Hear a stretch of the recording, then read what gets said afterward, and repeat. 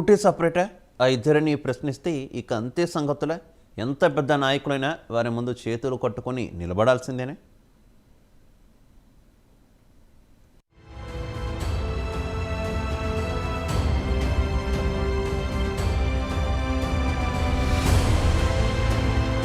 ప్రజాస్వామ్యంలో ప్రజల చేత ఎన్నుకున్న పాలకులు ప్రజాభిష్టానికి అనుగుణంగా నడుచుకోవాలి. అంతేకాని ఎదురు ప్రశ్నిస్తే తట్టుకోవడం, తిరిగి కేసులు పెట్టించడం, సొంత పార్టీలో ఎదురు మాట్లాడేవారిని సహించలేకపోవడం వంటివి చెయ్యకూడదు. అలా చేస్తే అది ప్రజాస్వామ్యం అనిపించుకోదు. పూర్వపు రోజుల్లో హిట్లర్ కూడా తనకు ఎదురు ప్రశ్నించే వారిని సహించలేకపోయేవారు. ఒకటి వారిని దారిలోకి తెచ్చుకోవడం, రెండోది తన దారికి అడ్డు లేకుండా చూసుకోవడం. ప్రస్తుతం తెలుగు రాష్ట్రాల ముఖ్యమంత్రులు కూడా మోనోపోలీ విధానాన్ని వ్యవహరిస్తున్నారన్న టాక్ రాజకీయ వర్గాల్లో జరుగుతోంది.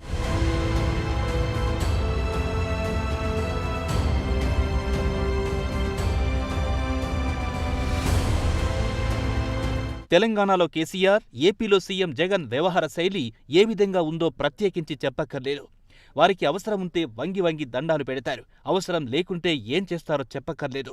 తెలంగాణ ఉద్యమం జోరుగా సాగుతున్నప్పుడు కేసీఆర్కు ఈటెల రాజేందర్ కుడిభుజంలా ఉన్నారు. మొదట్లో బాగానే ఉన్నప్పటికీ తెలంగాణ ఉద్యమంతో సంబంధం లేనివారు ప్రజాప్రతినిధులు అవుతూ ఉండడంతో నేరుగా కేసీఆర్ను ప్రశ్నించారు ఈటెల. దెబ్బకు ఈటెలను బయట గెంటేశారు కేసీఆర్. ఆయన్ను ప్రశ్నిస్తే అలా ఉంటుంది పరిస్థితి.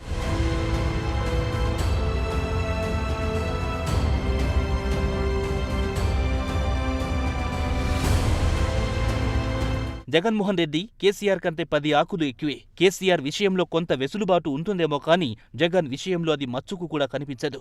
తాను పర్యటిస్తున్నప్పుడు రోడ్ల చుట్టూ పరదాలు కట్టుకోవడం, తన తాడేపల్లి ప్యాలెస్ పరిసర ప్రాంతాల్లో జనావాసాలు ఉండకుండా చూసుకోవడం జగన్ మోనోపోలీ విధానానికి పరాకాష్ట అన్నది ప్రతిపక్షాల మాట. తాజాగా ప్రభుత్వ విధానాలు సరిగ్గా లేవంటూ నిరసన గళాన్ని వినిపించిన ఎమ్మెల్యే ఆనం రామనారాయణ రెడ్డి విషయంలో జగన్మోహన్ రెడ్డి తీసుకున్న నిర్ణయం సంచలనంగా మారింది.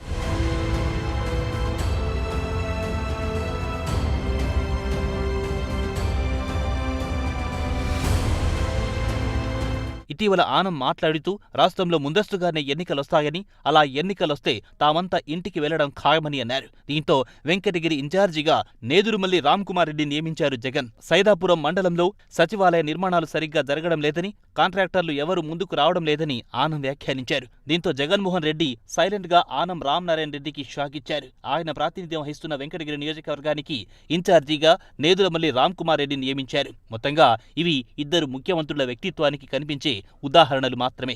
కనిపించనివి చాలానే ఉన్నాయన్న చర్చ రాజకీయ వర్గాల్లో జరుగుతోంది.